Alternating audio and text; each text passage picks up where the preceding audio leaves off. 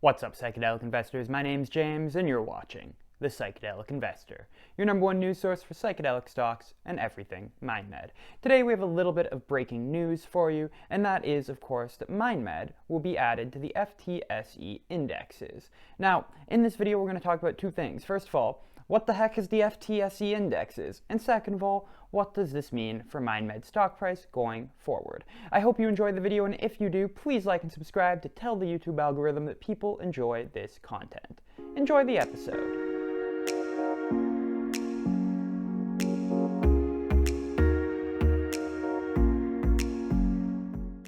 So what the heck are we going to talk about in this episode?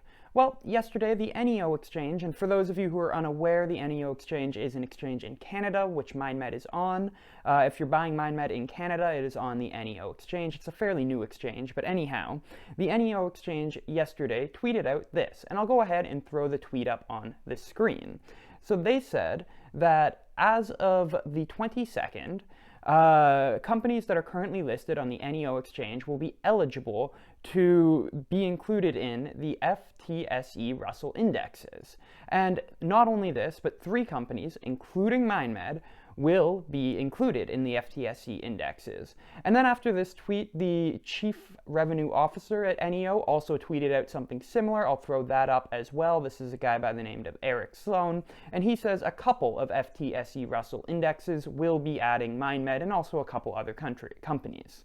So my first thought when I read this was, what the heck is the FTSE exchange? So I went on Reddit, I did a little bit of digging, and I saw people on Reddit talking about this as if MindMed is being added to the British S&P 500. So that obviously sounded very exciting. I was getting my hopes up a little bit, so I decided to do a little bit of digging.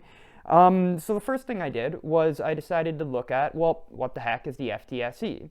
So we're going to go over to Investopedia here and just take a look at what they say the FTSE is. So first of all, the FTSE, it stands for the Financial Times Stock Exchange Group.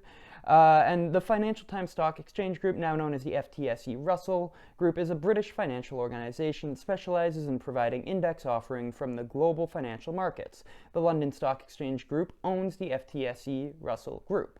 The index division of the FTSE is similar to that of Standard & Poor's, so the S&P. It specializes in creating index offerings that the global financial markets can use as benchmarks. An index is comprised of hypothetical portfolio of stock holdings, so it can act as a representation of the performance of a particular market segment, also called a benchmark.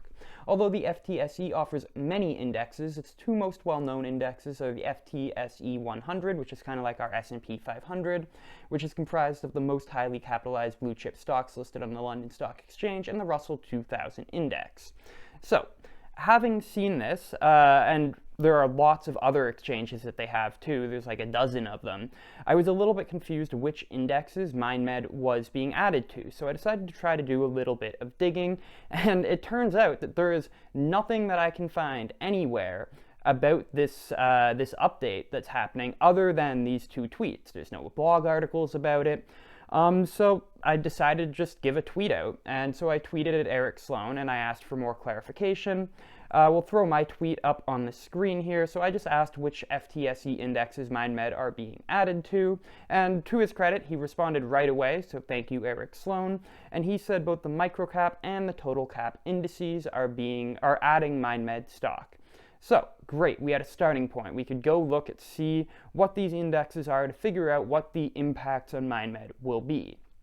So, after going through different indexes, because a lot of them have similar names, I'm pretty sure that the 2 that MindMed is being added to are something called the FTSE Global Total Cap Index, and then also the FTSE Global Microcap Index. So we're going to start with the FTSE Global Microcap Index, and they say that this is targeting covering over 99% of the global investable equity market by extending the FTSE Global Equity Index series into the global microcap segment. So basically all this is it's a grouping of all the different indexes they have. And the reason that MindMed is included in this one is because it includes the microcap index that they have. So that's really what's more important to look at here. to figure out what exactly is happening, we have to go see the FTSE Global Microcap Index, which is targeting the coverage of the smallest stocks in the global investable equities market.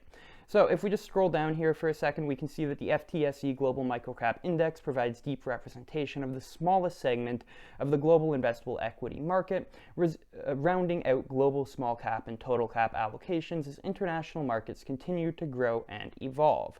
Scrolling down a bit in the document, we can see the eligibility criteria for companies to be added into this index. And they're mostly things like having minimum voting rights, minimum free float, foreign ownership restrictions. Also, they need to have a minimum market cap of $25 million American. There's minimum liquidity thresholds they have to go through. They can only be from certain countries, one of which is Canada. So basically taking a step back and trying to figure out what the heck is happening here. This is a benchmark. So this isn't the Russell group going out and saying, everybody, look at MindMed. You should buy MindMed right now because it's a really dope-ass company. No, what they're saying is MindMed is a micro-cap company that meets certain criteria, and the goal of this index is to track the overall performance of micro-cap stocks. So they are now added in this. So yeah, again, they're not saying that MindMed is a buy per se, and this is definitely not the S&P 500 or the British S&P 500 that they're being added to. So what are the effects of this, basically? That's what's important. Is this good news? What are the effects? And it is definitely good news, because this is showing that MindMed is now being added in these indexes that are tracking the wider market, which shows that investors are giving it a certain level of legitimacy. So the main effect that this is going to do is it's going to introduce MindMed to a lot of investors both in the UK and around the world that otherwise wouldn't have even heard about MindMed, frankly. It's giving them that kind of baseline legitimacy.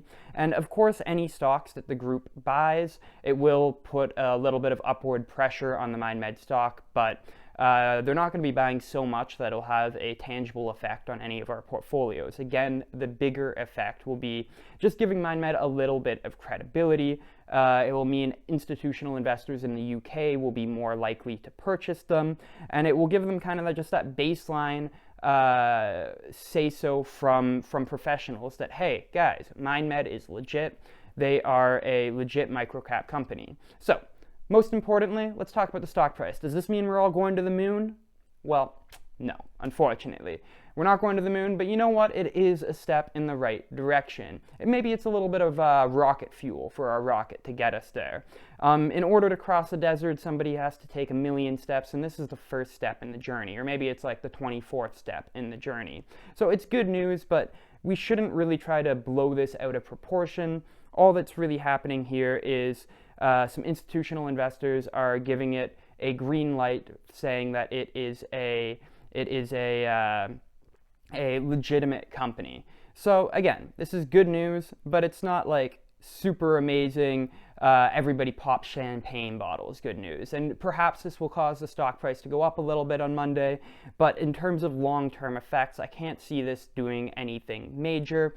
Again, it's just one more step in the millions that we need to take. So I hope that clarified anything for you guys, and I hope that you got some use out of this. If you did, please like and subscribe to help the channel out. And if you have anything more to add, like I said, there really wasn't any information on this yet.